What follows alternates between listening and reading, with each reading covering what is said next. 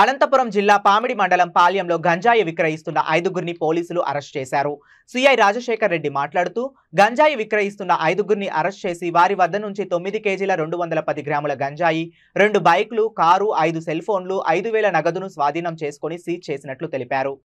photo తీసుకుంటా